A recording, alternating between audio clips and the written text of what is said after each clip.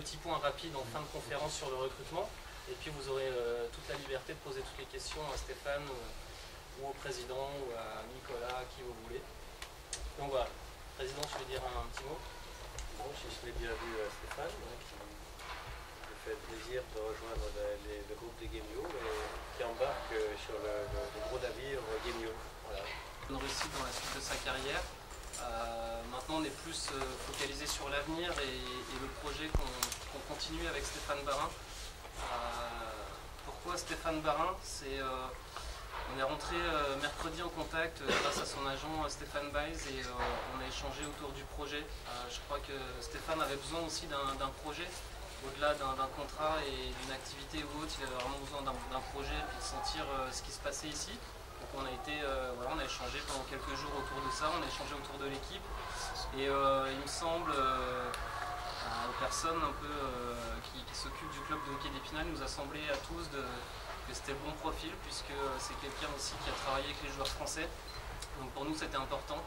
On n'a pas cherché à prendre un coach canadien ou autrichien ou peu importe la nationalité, on voulait rester dans la philosophie de notre projet qui était bien évidemment autour des joueurs français, avec le même objectif de continuer la progression et la structuration du club et dans les 5 années qui viennent d'essayer mais surtout de gagner un titre dans les 5 années qui viennent. On n'était pas loin cette année, on ne va pas se mettre de pression inutile ou autre, on sait qu'on a tous envie de gagner, on est tous des passionnés et voilà, Stéphane nous rejoint pour accompagner ce projet et le contrat part sur une année avec 2 années reconductibles.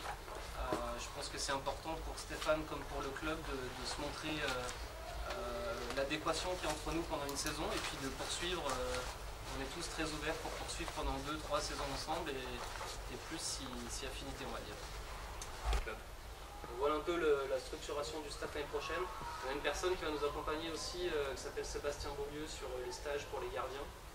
Donc il va venir, on va définir le rythme tous ensemble, mais je pense que c'est une vraie plus-value pour nos gardiens, que ce soit pour ceux de la Magnus puis pour ceux du hockey mineur aussi. Donc lui il va venir sous un rythme de 6 à 7 semaines toutes les 6 à 7 semaines.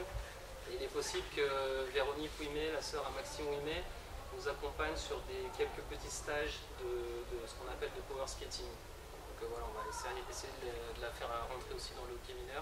Donc voilà un peu l'idée, c'est qu'effectivement il y a un patron qui est le coach, mais il y a aussi du monde autour et on a voulu lui donner les moyens de faire du bon travail ici avec tout un staff autour de lui, en espérant que tout fonctionne bien, mais je ne suis pas trop inquiet de ce côté-là.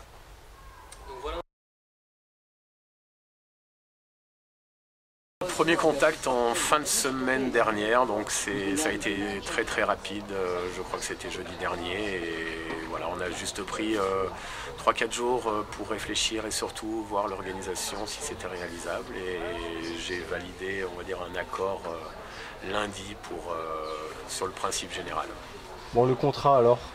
Eh ben, le contrat se passe bien, j'ai signé 1 an plus 2 ans, 2 ans derrière, si on se met d'accord durant la saison, si les 2 parties sont contentes du travail de l'un et de l'autre.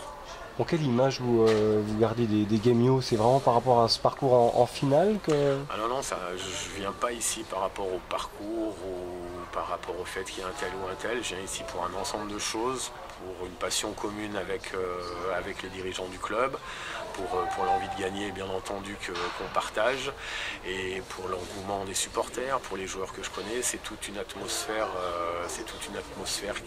qui m'a fait venir ici, et puis un discours avec les dirigeants sur lequel on s'est tout de suite entendu, à la fois sur la perspective de jouer avec un maximum de joueurs formés localement et des joueurs potentiellement équipe de France d'ici quelques années. Justement, vous avez évolué en équipe de France, rappelez-nous votre CV. Oui, j'ai évolué un petit peu en équipe de France pendant à peu près 20 ans et j'ai à mon actif, je crois, une quinzaine de championnats du monde et 4 Jeux Olympiques. Alors vous avez entraîné notamment Villard-de-Lans, c'est ça? Quelle expérience là, vous en retirez? De Villard-de-Lans, une très très bonne expérience. C'est le club dans lequel je suis resté le plus longtemps en France, à la fois en tant que joueur et ensuite à la fin comme entraîneur.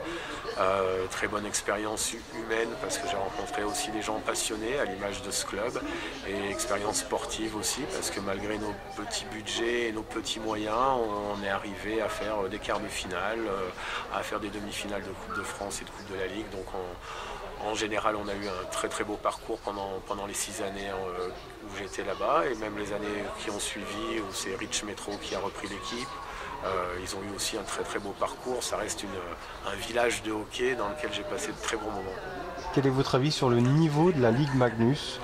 Je pense que le niveau de la Ligue Magnus, individuellement, les joueurs ont progressé dans leur approche professionnelle du métier qui est le métier de joueur, c'est-à-dire dans la préparation physique, dans le suivi médical, dans l'aspect technique.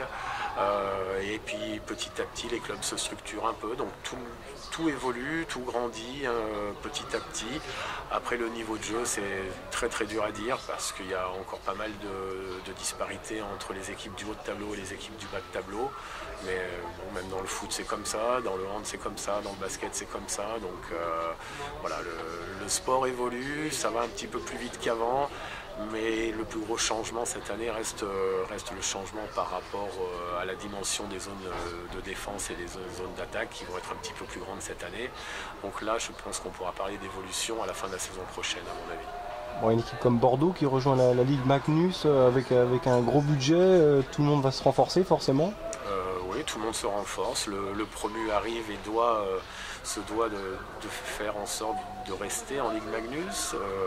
Tout le monde a envie d'y rester. L'année prochaine, ça sera beaucoup plus compliqué encore que cette année parce qu'on va être amené à avoir 2 équipes qui descendent pour avoir ensuite une ligue professionnelle uniquement à 12 clubs. Donc c'est une année effectivement primordiale la saison prochaine. Bon, le recrutement, forcément, c'est dans un coin de votre tête. Vous allez y travailler avec Anthony Maurice. C'est assez récent. Ma signature est assez récente, donc on va effectivement travailler là-dessus. On en a déjà beaucoup parlé cet après-midi. On va déjà s'appliquer pour faire re-signer, on va dire, tout le groupe quasiment qui était présent l'année dernière, car ils ont montré dans leur performance et dans leur attitude de très belles choses, une cohésion d'équipe incroyable. Et voilà, on va s'appuyer là-dessus. Et puis ensuite, effectivement, peut-être qu'il y aura des gens qui vont nous quitter parce qu'ils ne souhaiteront pas rester. Et dans ces cas-là, on ira combler les places creuses avec du recrutement. Bon, le fait que 2 joueurs majeurs aient prolongé comme Maxime Moisan ou Klose, ça doit vous sécuriser quelque part. Oui, ça faisait aussi partie, on va dire, du principe de ma venue. C'est-à-dire, voilà, il y a des joueurs français qui sont là. Si moi je viens, je souhaitais qu'ils restent. Eux souhaitaient que je vienne en même temps. Donc du coup, ça arrange tout le monde. C'est très bien comme ça. Et effectivement, la doublette Klose-Moisan, ça a été une très bonne doublette pendant la saison dernière. Et je ne peux pas vous dire s'ils joueront encore ensemble la saison prochaine. Mais toujours est-il que ça reste 2 très bons défenseurs et une très bonne nouvelle en tous les cas pour les Gamios. Grégory Béron a encore 2 ans de contrat, vous avez des précisions ? Grégory Béron, il faudrait que vous vous adressiez au manager, mais je pense que Grégory Béron a souhaité partir du club pour d'autres raisons que sportives. Et là, je pense que vous aurez plus d'informations auprès d'Anthony Maurice. Les priorités de recrutement, quelles sont-elles là ? Il n'y en a pas. C'est-à-dire la seule priorité, c'est de faire re-signer les joueurs actuels et ensuite on verra. Et trouver 2 attaquants si possible ? Suivant qui va rester, qui va accepter de rester ou pas. On verra à ce moment-là combien on aura d'attaquants et vers qui on va s'orienter. Ça se trouve, ça sera peut-être 2 défenseurs s'il y a des défenseurs qui souhaitent nous quitter. Peut-être que pas tout le monde va non plus, on va dire, accrocher à mon discours ou à ma philosophie de jeu. Peut-être que ma venue va faire fuir certains joueurs et en attirer d'autres. Ça, on ne peut pas vous dire pour l'instant. Mais effectivement, on va déjà s'appuyer sur l'ossature de l'année dernière et elle est déjà très bien et de qualité. Et mon prédécesseur ayant fait un bon travail là-dessus, ça me paraissait réellement important de ne pas casser cette dynamique-là. C'est important de s'appuyer sur les joueurs formés localement, c'est quelque chose qui vous plaît ? Ça l'est de plus en plus et c'est toujours quelque chose que j'ai prôné partout où je suis passé. Voilà, c'est pour moi. J'ai passé tellement de temps en équipe nationale que j'estime que cette équipe-là, elle doit être forte et pour qu'elle soit forte, il faut que les joueurs français aient des responsabilités dans leur club et du temps de jeu. Maintenant, on n'offre pas à la fois des responsabilités et du temps de jeu à des gens qui ne font rien. Donc le joueur français en général s'est aussi pris en main et va s'entraîner pendant l'été et commence à se préparer réellement comme un vrai professionnel sur quasiment 90% des cas, alors que ce n'était pas toujours le cas avant. Enfin, avez-vous suivi les championnats du monde de hockey sur glace? Bien sûr, mais c'est pas fini. Il reste encore les demi-finales demain et on verra bien. Mais oui, j'ai suivi le parcours de la France. J'ai vibré comme tout le monde au dernier match, surtout le dernier tiers et à 8 secondes de la fin quand on a un break pour quasiment se qualifier. J'ai pas regardé tous les pénaltys, je vous le dirais bien, parce que je connaissais les tireurs, je sais ce qu'ils font et je voulais pas voir, mais j'étais content que ça se termine bien. Vraiment très content, à la fois pour les joueurs, le staff de l'équipe de France, et puis pour le hockey français en général, c'est très important qu'on reste en groupe A. Pour conclure, vous venez avec une partie de votre famille? Je viens avec mon fils, qui va intégrer l'équipe U18 au Gamio et qui va faire partie de l'effectif. Donc autant lui que moi, on se remet en question et on change d'aventure, donc c'est très bien.